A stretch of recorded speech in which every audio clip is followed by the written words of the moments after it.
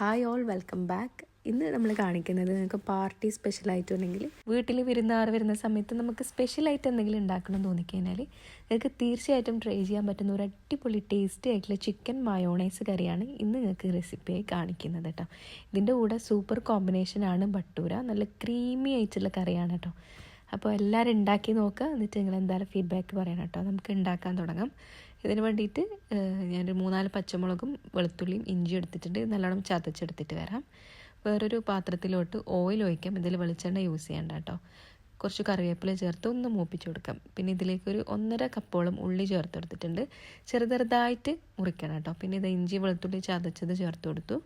നല്ലോണം ഒന്ന് വഴറ്റി കൊടുക്കാം. പിന്നെ ഇതിലേക്ക് ഒന്ന് വഴറ്റി വരുന്നവർ വെയിറ്റ് ചെയ്യണം കേട്ടോ. അതിന് ശേഷമാണ് ഉപ്പൊക്കെ ചേർക്കുന്നത്.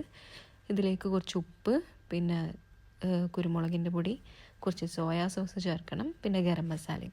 പൊടികളായിട്ട് നമ്മൾ ഇത്ര മാത്രമേ ചേർക്കുന്നുള്ളൂ കേട്ടോ. പിന്നെ കുറച്ച് ടൊമാറ്റോ കെച്ചപ്പാണ് ചേർക്കുന്നത്. നല്ലോണം മിക്സ് ചെയ്ത് കൊടുക്കാം. ഉപ്പൊക്കെ ചിക്കനിലേക്ക് വേണ്ടിയിട്ടുള്ള ഉപ്പും ഇതിലേക്ക് ആഡ് ചെയ്ത് കൊടുക്കണം. ചിക്കൻ ഞാനിപ്പോൾ ഒരു 400 ഗ്രാമോളം എടുത്തിട്ടുണ്ട്. നല്ലോണം എല്ലാ ഭാഗത്തെത്തുന്ന രീതിയിൽ മിക്സ് ചെയ്ത് കൊടുത്തു. വലിയ പീസാക്കി കട്ട് ചെയ്ത് കേട്ടോ. ഒരു മീഡിയം ടു സ്മോൾ പീസാക്കിയിട്ട് വേണം കട്ട് ചെയ്യാൻ. ചെറിയൊരു പീസാക്കിയിട്ടാണ് ഇതിൽ ടേസ്റ്റ് കൂടുതൽ കേട്ടോ. വേഗം വെന്ത് കിട്ടാനും അതാണ് എളുപ്പം. ജാറിൽ കുറച്ച് വെള്ളമാക്കിയിട്ട് തന്നെ അതിൽ ചേർത്ത് കൊടുത്തിട്ടുണ്ട്. ഇഞ്ചി വെളുത്തുള്ളി ചതച്ച ആ ജാറിലില്ല.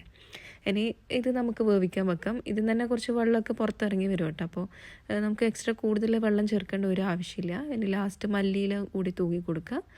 വെന്ത് കഴിഞ്ഞാൽ ഒരു 10-20 മിനിറ്റ് കൊണ്ട് തന്നെ ചിക്കനൊക്കെ വെന്ത് കിട്ടും.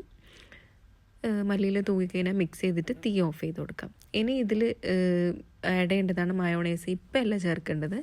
ചൂടൊക്കെ ഒന്ന് ആറിക്കതിന് ശേഷം മാത്രമാണ് മയോണൈസ് ചേർക്കേണ്ടത് കേട്ടോ. ഉപ്പും കാര്യങ്ങളൊക്കെ ഈ സമയത്ത് നോക്കിയിട്ട് ചേർത്ത് കൊടുത്താൽ മതി. പൊടികളായിട്ട് നേരത്തെ പറഞ്ഞ പോലെ കൂടുതലൊന്നും ചേർക്കരുത്.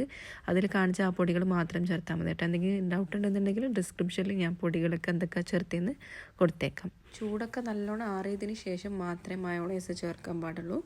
ഒരു 2-1 ടീസ്പൂൺ മാത്രം മതി കേട്ടോ. നല്ല ക്രീമി ആയിട്ടുള്ള മയോണൈസാണ്. ഇത് ഹോം മെയ്ഡായിട്ട് ഉണ്ടാക്കിയതാണ്. നല്ലോണം മിക്സ് ചെയ്ത് കൊടുക്കാം. മാക്സിമം നിങ്ങൾ 1 ടീസ്പൂണായിട്ടും ചേർത്താൽ മതിയാവും കേട്ടോ.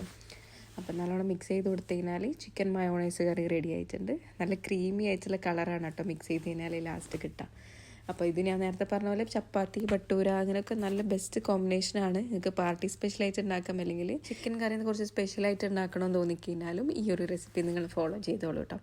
അപ്പോൾ എല്ലാവരും ഉണ്ടാക്കി നോക്കണം. എന്നിട്ട് എന്തായാലും ഫീഡ്ബാക്ക്സ് പറയണം കേട്ടോ. അപ്പോൾ കൂടുതൽ വീഡിയോസിന് വേണ്ടിയിട്ട് നമ്മുടെ ചാനലൊന്ന് സബ്സ്ക്രൈബ് ചെയ്യാനും കൂടി മറക്കണ്ട. വീഡിയോ ഷെയറും കൂടി ചെയ്തേക്കണം കേട്ടോ. അപ്പോൾ വീണ്ടും ഒരു അടിപൊളി വീഡിയോ ആയിട്ട് കാണാം. ബൈ.